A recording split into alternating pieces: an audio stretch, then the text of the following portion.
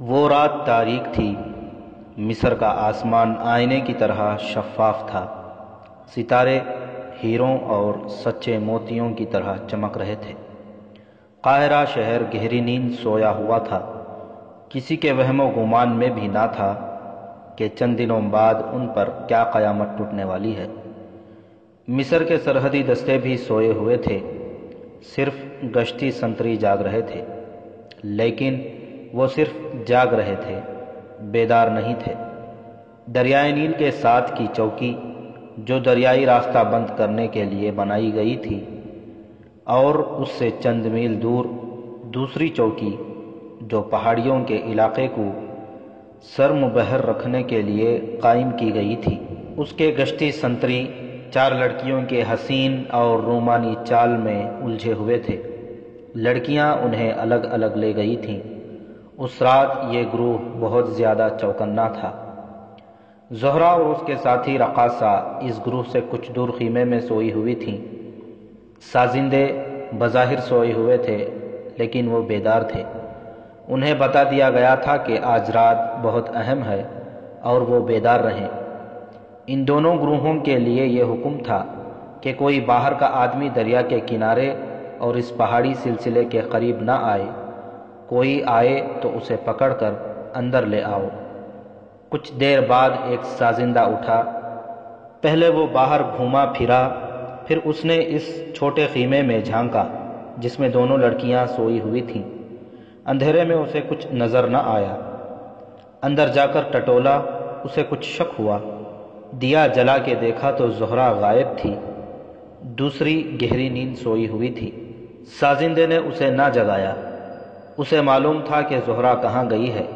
وہ چوکی کے کمانڈر کے پاس ہی جا سکتی تھی۔ اس میں یہ خطرہ تھا کہ کمانڈر اس کے ساتھ آ گیا تو اپنے سنتریوں کو غائب پا کر انہیں ڈھونڈے گا، اور یہ بھی ہو سکتا تھا کہ وہ دریا کے کنارے اس جگہ بھی پہنچ جائے جس جگہ کو اس رات باہر کی دنیا سے چھپا کر رکھنا تھا۔ سازندے نے اپنے دو ساتھیوں کو جگایا اور انہیں بتایا کہ ان کی ایک لڑکی غائب ہے، وہ چوکی پر ہی گئی ہوگی۔ انہوں نے یہ فیصلہ کیا کہ دریا سے دور گھات لگائی جائے، اور اگر کمانڈر لڑکی کے ساتھ واپس آ رہا ہو تو دونوں کو پکڑ کر اپنے کمانڈر کے حوالے کر دیا جائے، اور اگر ضرورت پڑے تو دونوں کو قتل کر کے لاشیں دریا میں پھینک دی جائیں۔ پہاڑیوں کے اندر کی دنیا جاگ رہی تھی۔ یہ وسیع و عریض علاقہ تھا جہاں کوئی نہیں جاتا تھا۔ ایک اس لیے کہ یہ جگہ دور دراز اور راستوں سے ہٹ کر تھی، اور دوسرے اس لیے کہ مشہور تھا کہ اندر فرعونوں کی بھی بدروحیں رہتی ہیں، اور ان کی بھی جو فرعونوں کے ہاتھوں قتل ہوئے تھے۔ یہ بھی مشہور تھا کہ بدروحیں آپس میں لڑتی رہتی ہیں، اور اگر کوئی انسان اس علاقے میں چلا جائے تو اس کے جسم کا گوشت غائب ہو جاتا ہے اور پیچھے ہڈیوں کا پنجر رہ جاتا ہے۔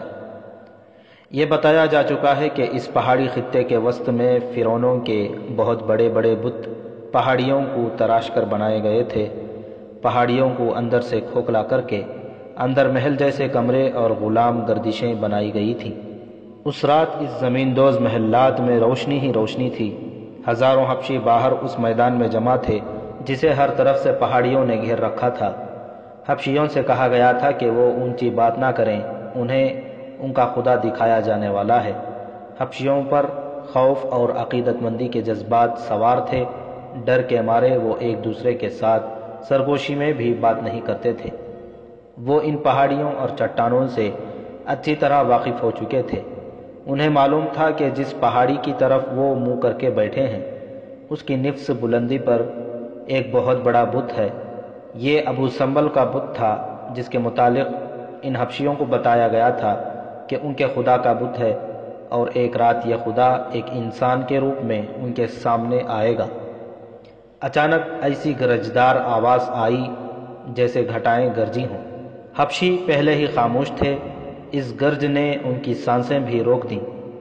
اس کے ساتھ ہی انہیں ایک آواز سنائی دی، خدا جاگ رہا ہے، سامنے پہاڑی پر دیکھو، اوپر دیکھو۔ یہ آواز بڑی بلند تھی جو پہاڑیوں اور چٹانوں کے درمیان گونج بن کر کچھ دیر سنائی دیتی رہی، فضا میں دو شرارے اڑتے ہوئے نظر آئے جو سامنے والی پہاڑی کی طرف گئے اور پہاڑی سے جہاں ٹکرائے وہاں سے ایک شعلہ اٹھا۔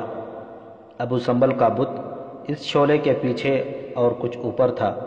شعلے کی ناچتی تھرکتی ہوئی روشنی بت کے محیب چہرے پر پڑی تو ایسے نظر آنے لگا جیسے بت آنکھیں جھپک رہا ہو۔ اس کا منہ کھلتا اور بند ہوتا نظر آتا تھا اور یوں بھی لگتا تھا جیسے اس کا چہرہ دائیں بائیں ہل رہا ہو۔ حبشیوں کا یہ سیاہ کالا ہجوم سجدے میں گر پڑا۔ ان کے مذہبی پیشوا سجدے سے اٹھے، سب نے بازو پھیلا دیے۔ ان میں جو سب سے بڑا تھا اس نے بت سے بڑی ہی بلند آواز سے کہا، آگ اور پانی کے خدا، ریگستانوں کو جلانے اور دریاؤں کو پانی دینے والے خدا، ہم نے تجھے دیکھ لیا ہے۔ ہمیں بتا کہ ہم تیرے قدموں میں کتنے انسان قربان کریں، مرد لائیں یا عورت؟ ایک مرد ایک عورت۔ پہاڑیوں میں سے آواز آئی، تم نے ابھی مجھے نہیں دیکھا، میں انسان کے روپ میں تمہارے سامنے آ رہا ہوں۔ اگر تم نے میرے دشمنوں کا خون نہ بہایا تو تم سب کو ان پہاڑوں کے پتھروں کی طرح پتھر بنا دوں گا، پھر تم دھوپ میں ہمیشہ جلتے رہو گے۔ تم میں سے جو لڑائی سے بھاگے گا اسے صحرا کی ریت چوس لے گی۔ انتظار کرو، میرا انتظار کرو۔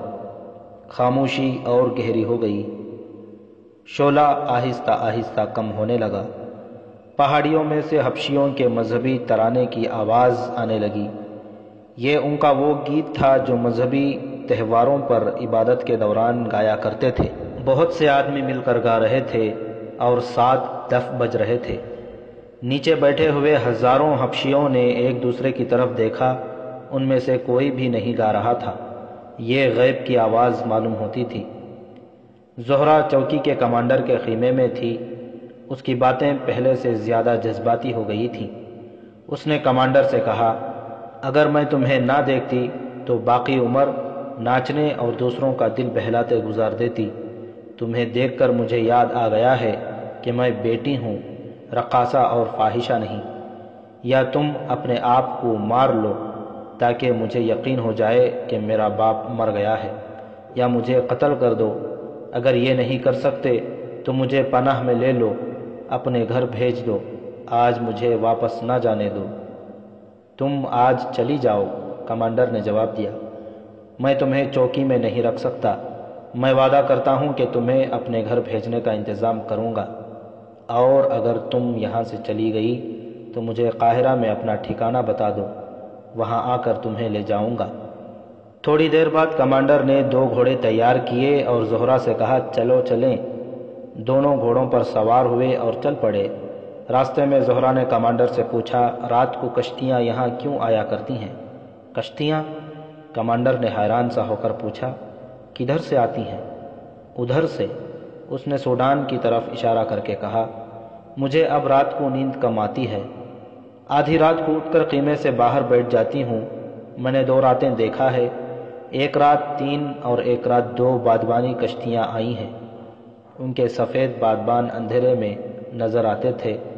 آگے جا کر کشتیاں کنارے لگیں، پھر مجھے اس طرح آوازیں سنائی دیتی رہیں جیسے ان میں سے بہت سے لوگ اتر رہے ہوں۔ مجھے کچھ دور درختوں کے پیچھے سائے سے جاتے اور پہاڑیوں میں غائب ہوتے نظر آئے۔ تم نے ہمارے 2 سپاہیوں کو کبھی نہیں دیکھا؟ کمانڈر نے پوچھا۔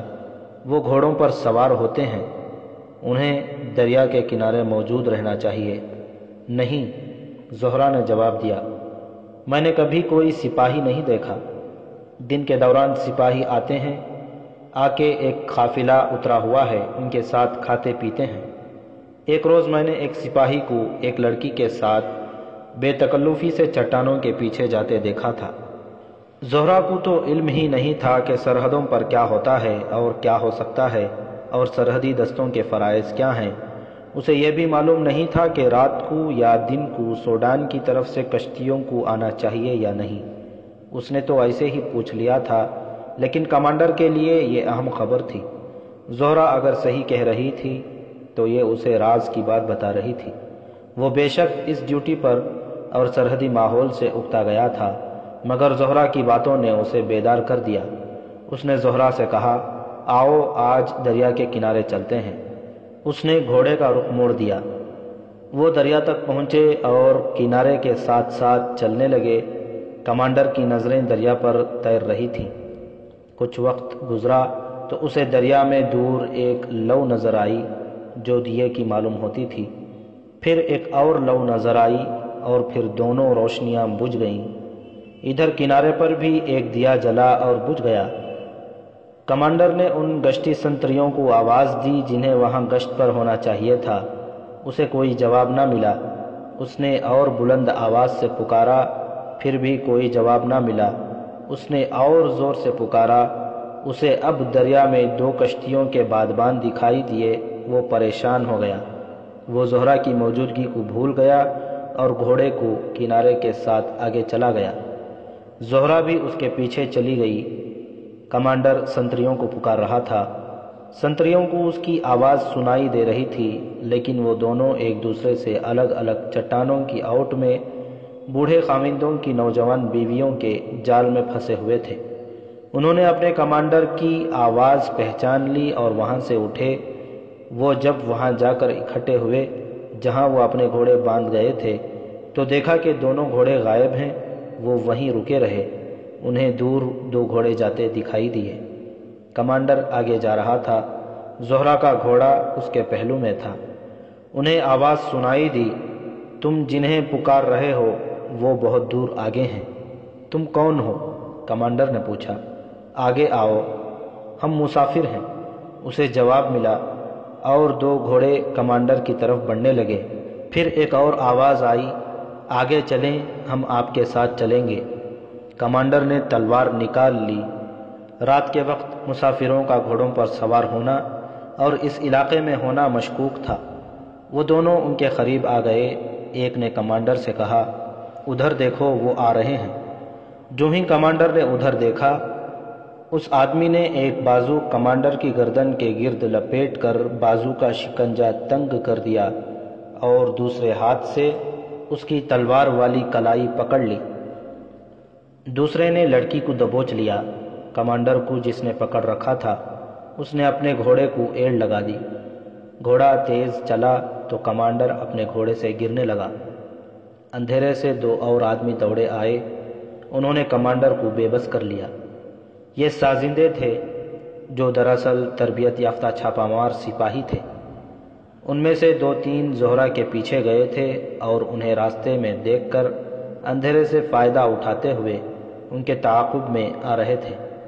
سنتریوں کے گھوڑوں پر سوار ہو کر آنے والے ان کے ساتھی تھے۔ ان میں سے کسی نے کہا، انہیں زندہ لے چلو، یہی حکم ملا تھا کہ کوئی مشتبہ آدمی نظر آئے تو اسے زندہ لے آؤ۔ کمانڈر اور زہرہ کو جب پہاڑیوں کی طرف لے جایا جا رہا تھا تو انہوں نے دیکھا کہ کشتیوں میں سے حبشی سامان اتار رہے تھے۔ یہ جنگی سامان اور رسد تھی۔ پہاڑیوں میں دور اندر ہزاروں حبشیوں کا ہجوم ابھی تک خاموش بیٹھا تھا۔ شعلہ کبھی کا بجھ چکا تھا، مذہبی گیت کی آوازیں سنائی دے رہی تھیں۔ حبشیوں پر طلسم طاری تھا۔ ان کی جذباتی کیفیت کچھ اور ہوئی جا رہی تھی۔ وہ اپنے آپ کو ان حبشیوں سے برتر سمجھنے لگے جو سوڈان میں رہ گئے تھے۔ گیت گانے والے خاموش ہو گئے۔ اچانک سامنے پہاڑی پر چمک نظر آئی تھی، جیسے بجلی چمکی ہو۔ چمک پھر پیدا ہوئی جو مستقل روشنی بن گئی۔ یہ روشنی ابو سمبل کے چہرے پر پڑ رہی تھی۔ کچھ پتہ نہیں چلتا تھا کہ روشنی کہاں سے آ رہی ہے۔ یوں لگتا تھا جیسے ابو سمبل کا چہرہ اپنی روشنی سے روشن ہو گیا ہو۔ روشنی بجھ گئی۔ ذرا سی دیر بعد روشنی پھر نظر آئی۔ سب نے دیکھا کہ ابو سمبل کے پہاڑ جیسے بت کی گود میں سے ایک آدمی اترا اور آگے چل پڑا۔ بت کے پیچھے سے 4 آدمی نمودار ہوئے۔ سب ایک ایک سفید چادر میں ملبوس تھے، جنہوں نے کندھوں سے پاؤں تک جسم ڈھانپ رکھے تھے۔ جو آدمی بت کی گود میں سے آیا تھا وہ کوئی بادشاہ معلوم ہوتا تھا۔ اس کے سر پر تاج تھا اور تاج پر ایک مصنوعی سانپ کے پھن کا سایہ تھا۔ ان کا چوغا لال رنگ کا تھا روشنی جو معلوم نہیں کہاں سے آ رہی تھی اس آدمی پر پڑ رہی تھی۔ اس کے چوغے پر ستارے تھے جو روشنی میں چمکتے اور ٹمٹماتے تھے۔ اس کے ہاتھ میں برچھی اور دوسرے میں ننگی تلوار تھی، تلوار بھی چمکتی تھی۔ سفید چادروں والے آدمی اس کے پیچھے آئے، وہ ڈھلان سے اتر رہے تھے اور روشنی ان کے ساتھ ساتھ آ رہی تھی۔ اگلا آدمی جو بادشاہ لگتا تھا رک گیا۔ پیچھے والے 4 آدمیوں نے اکٹھے بڑی ہی بلند آواز سے کہا، خدا زمین پر اتر آیا ہے، سجدہ کرو، اٹھو اور غور سے دیکھو۔ سارا ہجوم سجدے میں گر پڑا، سب نے سر اٹھائے اور خدا کو دیکھا۔ اس وقت خدا نے تلوار اوپر اٹھا لی تھی، وہ ڈھلان سے اترنے لگا۔ سناٹا ایسا طاری ہو گیا جیسے وہاں ایک بھی انسان نہ ہو۔ وہ اترتے اترتے ایسی جگہ آ کھڑا ہوا جو بلند تھی اور ہجوم کے قریب۔ یہ جگہ چوڑی تھی، روشنی صرف اس پر اور ان 4 آدمیوں پر پڑ رہی تھی جو اس کے ساتھ تھی۔ اچانک اس روشنی میں 4 لڑکیاں داخل ہوئیں۔ ان کے لباس اتنے ہی تھے کہ صرف سطر ڈھانپ لیے ہوں۔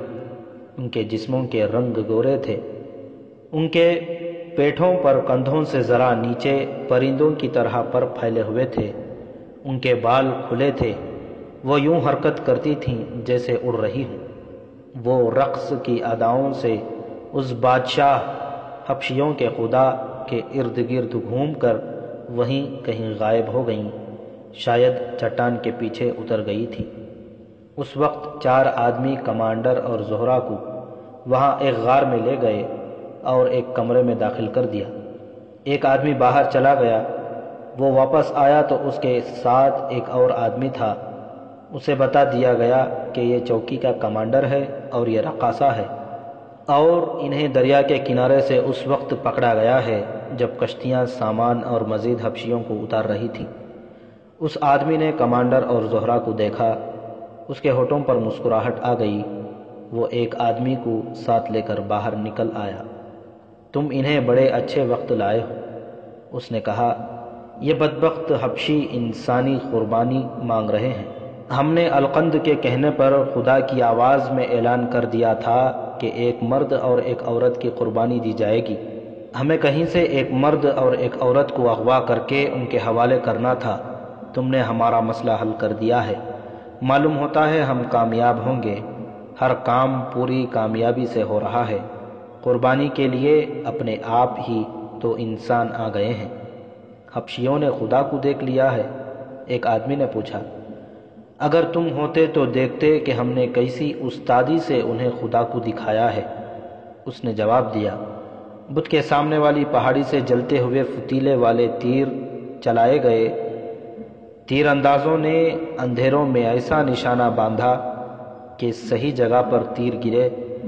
ہم نے تیل اور مادہ زیادہ جگہ پھیلا دیا تھا، پہلے ہی 2 تیروں نے اسے آگ لگا دی۔ اینڈرسن تجربے کار آدمی ہے، اس نے کہا تھا کہ شعلے میں بت ہنستا، مسکراتا اور جھپکتا نظر آئے گا۔ یہ شعلے کا کرشمہ تھا کہ خود ہمیں یقین ہونے لگا کہ بت نہ صرف آنکھوں اور ہونٹوں کو حرکت دے رہا ہے بلکہ اس کا چہرہ دائیں اور بائیں حرکت کر رہا ہے۔ اور حبشیوں کا رد عمل کیا تھا؟ سجدے میں گر پڑے تھے۔ اس نے جواب دیا، ہمارے آدمیوں کی آوازیں بڑی گونجدار تھیں۔ پہاڑیوں میں ان کی گونج کچھ دیر تک سنائی دیتی رہی۔ میں اندھیرے میں دیکھ نہیں سکا۔ مجھے یقین ہے کہ حبشی خوف سے کانپ رہے ہوں گے۔ القند کا ناٹک تو بہت ہی کامیاب رہا۔ شعلہ بجھا تو ہم نے اسے پوشاک پہنا کر بت کی گود میں بٹھا دیا اور 4 آدمی پہلے ہی وہاں چھپے بیٹھے تھے۔ بت پر سامنے کی پہاڑی سے روشنی پھینکنے کا سلسلہ بھی کامیاب رہا۔ 7 والی پہاڑی پر جو آگ جلائی گئی تھی، اس کے قریب پڑا آئینہ رکھ کر بت پر عکس پھینکا تو یوں لگتا تھا جیسے یہ بت کا چہرے کا نور ہے۔ اس میں سے القند خدا بن کر اترا تو ہماری لڑکیوں نے سب کو یقین دلا دیا کہ یہ خدا ہے اور وہ پریاں ہیں۔ ہم کسی قدم پر ناکام نہیں ہوئے۔ اب القند کو اندر بٹھا کر تمام حبشیوں کو اس کے سامنے سے گزارا جائے گا اور انہیں کہا جائے گا کہ یہ ہے تمہارا خدا جو جنگ میں تمہارے ساتھ ہوگا۔ ان دونوں کمانڈر اور زہرہ کو آج ہی قربانی کر دیں گے۔ اس کا فیصلہ حبشی کریں گے۔ وہ شاید انہیں 3-4 روز پالے پوسیں گے اور اپنی کچھ رسمیں ادا کریں گے۔ انہیں کسی کی آواز سنائی دی۔ مجھے معلوم نہیں تھا کہ لڑنے والے سالار کو یہ سوانگ بھی بھرنا پڑے گا۔ 3-4 آدمیوں کی ہنسی سنائی دی۔ کسی اور نے کہا، اس کے بغیر ان حبشیوں کا لڑانا آسان نہیں تھا۔ بہرحال آپ کو اس سوانگ کی بہت زیادہ قیمت مل رہی ہے، پورا مصر۔ یہ القند اور اس کے ساتھیوں کی آوازیں تھیں۔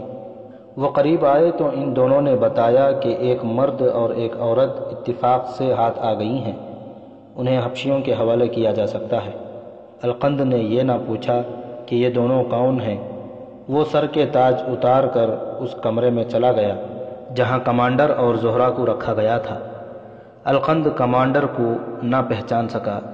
کمانڈر نے اسے پہچان لیا۔ کمانڈر کے کانوں میں وہ باتیں بھی پڑی تھیں جو باہر ایک آدمی دوسرے کو سنا رہا تھا۔ اس نے اس کے منہ سے کئی بار القند کا نام سنا تھا اور اسے یہ بھی معلوم ہو گیا تھا کہ اسے اور زہرہ کو قربان کیا جائے گا۔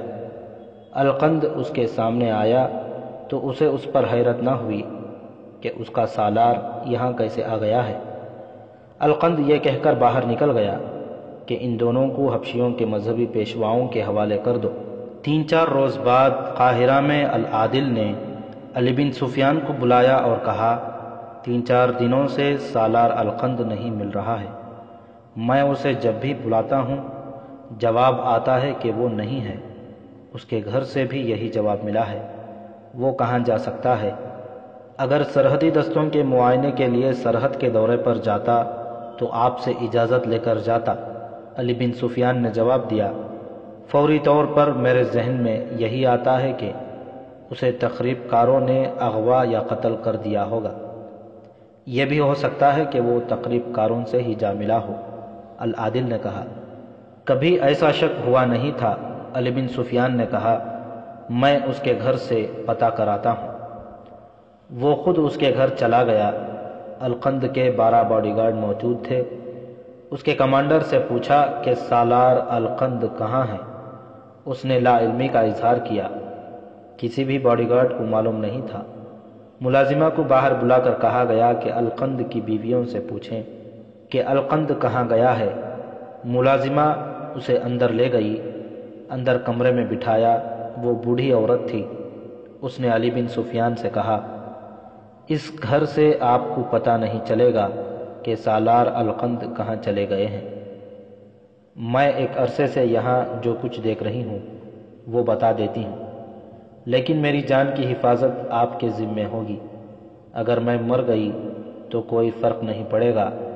خاوند مدت ہوئی مر گیا تھا۔ ایک ہی بیٹا تھا جو سوڈان کی لڑائی میں شہید ہو گیا ہے۔ میں نے یہاں نوکری کر لی ہے۔ یہ لوگ مجھے غریب اور سیدھی سادی عورت سمجھتے رہے۔ انہیں معلوم نہیں تھا کہ شہید کی ماں اس ملک اور اس کے مذہب کے خلاف کوئی بات برداشت نہیں کر سکتی جس کی خاطر اس نے اپنا بیٹا شہید کرایا ہو۔ اس گھر میں مشکوک سے لوگ آتے رہتے ہیں۔ میں نے ایک رات ایک آدمی کو اندر جاتے دیکھا۔ وہ عربی لباس میں تھا اور اس کی داڑھی تھی۔ مجھے اندر بلا کر کہا گیا کہ میں شراب لانے کا انتظام کروں۔ شراب ایک نئی بیگم پلایا کرتی ہے جو مصری یا عربی معلوم نہیں ہوتی۔ میں نے دیکھا کہ داڑھی والا مہمان داڑھی اتار رہا تھا۔ اس کی داڑھی اور مونچھیں مصنوعی تھیں۔ اس سے پہلے بھی یہاں ایسے لوگ آتے رہے جن پر مجھے شک ہے کہ نیک نیت لوگ نہیں۔ میرے کانوں میں اس قسم کے الفاظ بھی پڑے ہیں، آدھا مصر سوڈان کا، مصر کی عمارت ایک ہی رات میں کام ہو جائے گا۔ سالار رات کو نکلے تھے۔ ان کے ساتھ 2 اجنبی صورت کے آدمی تھے۔ میں نے یہ بھی دیکھا تھا کہ سالار نے محافظوں کے کمانڈر سے کچھ باتیں کی تھیں۔ بوڑھی ملازمہ نے کچھ اور باتیں بتا کر علی بن سفیان پر یہ ثابت کر دیا کہ سالار القند کو نہ اغوا کیا گیا ہے، نہ قتل، اور نہ ہی وہ کسی سرکاری ڈیوٹی پر گیا ہے۔ مصر میں تخریب کاری اور غداری اتنی زیادہ ہوئی تھی اور ہو رہی تھی کہ کسی شریف انسان پر بھی شک نہ کرنا بہت بڑی لغزش تھی۔ القند نے کبھی شک پیدا نہیں ہونے دیا تھا، لیکن علی بن سفیان بال کی کھال اتارنے والا سراغ رساں تھا۔ اس کے لیے مشکل یہ تھی کہ کسی سالار کے رتبے کے آدمی کے گھر کی تلاشی کی اس کے لیے مشکل یہ تھی کہ کسی سالار کے رتبے کے آدمی کے گھر کی تلاشی کسی شہادت کے بغیر نہیں لے سکتا تھا۔ اس کے لیے مصر کے قائم مقام سپریم کمانڈر العادل کی اجازت کی ضرورت تھی۔ اس نے فوری طور پر یہ کارروائی کی کہ اپنے محافظ کو بھیج کر اپنے شعبے کے 3-4 سراغ رساں بلا لیے اور انہیں القند کے مکان پر نظر رکھنے کے لیے ادھر ادھر چھپا دیا۔ انہیں ہدایت یہ دی کہ کوئی مرد یا عورت مکان سے باہر آئے تو چوری چھپے اس کا تعاقب کیا جائے۔ باہر آ کر اس نے باڈی گارڈ کے کمانڈر کو حکم دیا کہ اپنے اور تمام محافظوں کے ہتھیار اندر رکھ دو اور سب میرے ساتھ چلو۔ 12 آدمیوں کی گارڈ کو نہتہ کر کے علی بن سفیان اپنے ساتھ لے گیا اور العادل کو تفصیلی رپورٹ دی۔ العادل نے اسے القند کے گھر پر چھاپا مارنے کی اجازت دے دی۔ وقت ضائع کیے بغیر سپاہیوں کی ایک ٹولی بلائی گئی۔ ادھر القند کے گھر میں کوئی اور ہی صورت پیدا ہو گئی تھی۔ علی بن سفیان جب وہاں سے نکلا تو القند کی ایک بیوی جو جوان تھی ملازمہ کو اپنے کمرے میں لے گئی اور اسے پوچھا کہ علی بن سفیان نے اس سے کیا پوچھا اور اس نے کیا بتایا۔ بڑھیا نے جواب دیا کہ وہ سالار کے متعلق پوچھ رہا تھا اور میں نے بتایا تھا کہ میں غریب سی ملازمہ ہوں، مجھے کچھ خبر نہیں کہ وہ کہاں ہیں۔ تمہیں بہت کچھ معلوم ہے، بیگم نے اسے کہا، اور تم نے بہت کچھ بتایا ہے۔ بڑھیا اپنی بات پر قائم رہی۔ بیگم نے ایک ملازم کو بلایا اور اسے ساری بات بتا کر کہا، اس نامراد بڑھیا کی زبان کھولو، کہتی ہے کہ میں نے کچھ نہیں بتایا۔ ملازم نے بڑھیا کے بال مٹھی میں لے کر مروڑے اور ایسا جھٹکا دیا کہ وہ چکرا کر گری۔ ملازم نے اس کی شہرک پر پاؤں رکھ کر دبایا۔ بڑھیا کی آنکھیں باہر نکل آئیں۔ ملازم نے دانت پیس کر کہا، بتا اسے کیا بتایا ہے۔ اس نے پاؤں اٹھا لیا۔ بڑھیا میں اٹھنے کی ہمت کم ہی رہ گئی تھی، وہ خاموش رہی۔ ملازم نے اس کی پسلیوں میں لات ماری۔ بڑھیا تڑپنے لگی۔ اس کے بعد ملازم نے اسے طرح طرح کی اذیتیں دے دے کر ادموا کر دیا۔ تب اس نے کہا، جان سے مار ڈالو، اپنے شہید بیٹے کی روح کے ساتھ غداری نہیں کروں گی۔ تم غدار ہو، تم ایمان فروش کی بدکار بیوی ہو۔ اسے تہخانے میں لے جا کر ختم کر دو۔ بیگم نے کہا، رات کو لاش غائب کر دینا، ہمارے سر سے ابھی خطرہ ٹلا نہیں۔ وہ ہمارے محافظوں کو نہتہ کر کے اپنے ساتھ لے گیا ہے۔ اس بدبخت بوڑھیا کو بہت کچھ معلوم ہے، اسے اس راز سمیت زمین میں دبا دو۔ بوڑھیا فرش پر پڑی تھی، اس پر نیم غشی کی کیفیت طاری تھی۔ ملازم نے اسے ہلکی سی گٹھڑی کے طرح اٹھا کر کندھے پر ڈال دیا۔ کمرے سے نکل کر وہ برآمدے میں جا رہا تھا کہ آواز آئی، رک جاؤ۔ اس نے گھوم کر دیکھا، سپاہی دوڑے آ رہے تھے۔ علی بن سفیان کے حکم پر وہ سب بکھر کر کمروں اور برآمدوں وغیرہ میں پھیل گئے۔ ملازم بھاگ نہ سکا۔ اس کے کندھے سے بوڑھیا کو اتارا گیا۔ بوڑھیا کے منہ سے خون نکل رہا تھا۔ اس نے آنکھیں کھولی، علی بن سفیان کو دیکھا۔ اس کے چہرے پر مسکراہٹ آ گئی۔ اس نے کہا، اس سے پہلے مجھے معلوم نہیں تھا کہ اس گھر میں کیا ہو رہا ہے۔ تم آئے تو میرے شک پختہ ہو گئے کہ یہ تو گڑبڑ ہے۔ اس کی آواز اکھڑ رہی تھی۔ اس نے بڑی مشکل سے بتایا کہ نئی بیگم اور اس کے ملازم نے اس سے یہ اگلوانے کے لیے کہ اس نے علی بن سفیان کو کیا بتایا ہے، اسے بہت مارا ہے۔ علی بن سفیان نے ایک سپاہی سے کہا کہ بوڑھیا کو فوراً طبیب کے پاس لے جاؤ۔ بوڑھیا نے روک دیا اور کہا، مجھے کہیں نہ بھیجو، میں اپنے شہید بیٹے کے پاس جا رہی ہوں، مجھے نہ روک۔ اور وہ ہمیشہ کے لیے خاموش ہو گئی۔